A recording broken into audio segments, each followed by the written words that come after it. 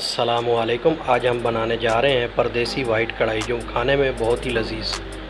सबसे पहले 1 kilo chicken ले लें, 3 तेज़पात के पत्ते, 3 अदद दारचीनी, 1 अदद हरी इलायची। आप 3 भी डाल सकते हैं, हमारे पास इस वक्त 1 हरी इलायची अवेलेबल थी।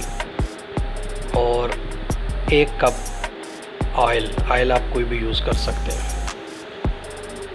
इस आयल में अब 3 तेज़पात के पत्ते, 3 अदद दारचीनी और हरी इलायची डालकर इसको कम से कम 2 मिनट तक मीडियम फ्लेम पर इसको फ्राई कर लें, ताकि मसालों का फ्लेवर आयल में चला जाए। इसके बाद अब इसी ऑयल में 1 किलो जो चिकन है उसकी छोटी छोटी कढ़ाई के लिए बोटियां करवा लें और वो इसमें अब शामिल कर दें। अब इस ऑयल में तकरीबन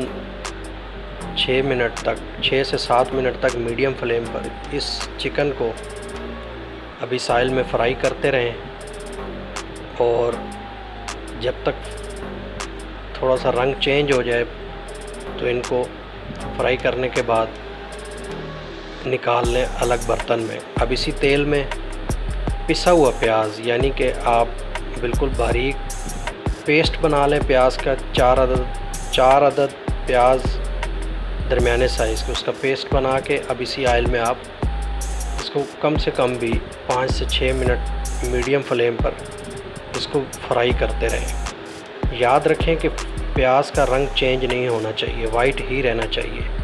अगर इसका रंग चेंज हो गया तो ये आपकी वाइट कढ़ाई नहीं, ये फिर आपकी समझ लें कि सालन बन जाएगा। तो वाइट कढ़ाई, असल में हमारी कोशिश यही है कि हम आखिर तक इसका रंग वाइट रखें। अब इस प्याज को 5 मिनट भूनने के बाद इसमें 1 चम्मच लहसुन और 1 चम्मच अदरक का पेस्ट शामिल कर दें और फिर 1 मिनट तक फिर भून लें। देखें अभी तक हमारे प्याज का कलर वाइट ही है, ब्राउन नहीं होने दिया हमने इसको। अब इसमें 1 कप फेंटा हुआ दही डाल दें। मुझे कहा गया था घर से कि बर्तन ज़्यादा आपने गंदे नहीं करने, तो इसलिए मैं जैसे ही दुकान से जिस शॉपर में दही लाया था उसी के ज़रिए मैंने डायरेक्ट कढ़ाई में दही डाल दिया। तो शॉपर में थोड़ा सा उसको हिला दिया मैंने, ताकि अच्छी तरह दही फेंट जाए। तो अब दही फेंटने के बाद इसको प्याज और लहसुन अदरक के पेस्ट में शामिल किया जो हमने फ्राई किया था। देखें अभी तक हमारा जो ट्रिक है वो याद रखें, आखिर तक इस वाइट कलर को आपने नहीं जाने देना। अगर वाइट कलर ख़त्म हो गया तो समझ लें आपकी कढ़ाई ख़राब होगी। अब दही को डालने के बाद 1 से 2 मिनट थोड़ा सा हल्के हाथों से इसको घुमाते रहे और फ्राई करते रहे। उसके बाद 1.5 टेबल स्पून पिसा हुआ धनिया, सूखा धनिया, वो डाला अब इसके अंदर।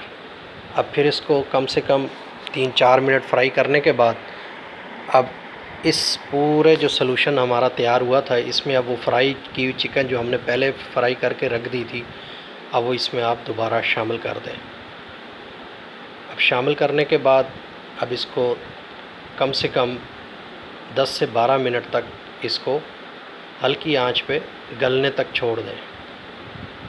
उसके बाद जब ये गल जाएगी तो फिर हम दोबारा आपके वीडियो में आपके पास हाज़िर होते हैं। जब तक थोड़ा सा हम इसको मिक्स कर लें ताकि मुर्गी पूरे इस सलूशन में मिक्स हो जाए। फिर उसके बाद हम आपसे रब्ता करते हैं दोबारा। लीजिए जी, हम आ गए। तकरीबन 12 मिनट के बाद अब इस पे हमने 1 टेबल स्पून नमक डाला। साल्ट टू टेस्ट है, आप जितना कम ज़्यादा करना चाहें डाल सकते हैं, अगर कम हो तो बाद में भी डाल सकते हैं। तो नमक डालने के बाद याद रखें जो इसका मेन इंग्रेडिएंट है वो है काली मिर्चें, साबुत काली मिर्चें 2 टेबल स्पून। उनको मोटा पीस लें, ग्राइंडर में नहीं। अगर आपके पास सिलबट्टा जिसको कहते हैं अगर वो है उसमें पीस लें, या अगर ग्राइंडर में भी अगर आप पीसना चाहते हैं तो मोटा मोटा पीस लें। और फिर उसके बाद इसके ऊपर स्प्रिंकल कर दें। ये प्रोसेस जब 12 मिनट के बाद मुर्गी गल जाएगी उसके बाद करना है, ऑयल जब ऊपर आ जाएगा। अब आपने काली मिर्च डाल के सिर्फ हल्के हाथों से मिक्स करना है, इसको पूरी स्पीड से मिक्स नहीं करना ताकि काली मिर्च जो है वो हर मुर्गी के पीस के साथ अलग अलग लगी हुई नज़र आए। अच्छा, 2 मिनट फ्राई करने के बाद अब इसके अंदर 1 पैकेट किसी भी ब्रांड की फ़्रेश क्रीम जो होती है पैकेट में, वो आप ले लें और 1 पैकेट जो है इस स्टेज पे आके आप इसके अंदर डाल दें। ये पैकेट शायद 120 मिलीलीटर का होता है, यानी आधा पाव का होता है तकरीबन। तो ये आप शामिल कर दें इस स्टेज पे और इसको हल्के हाथों से फिर मिक्स करें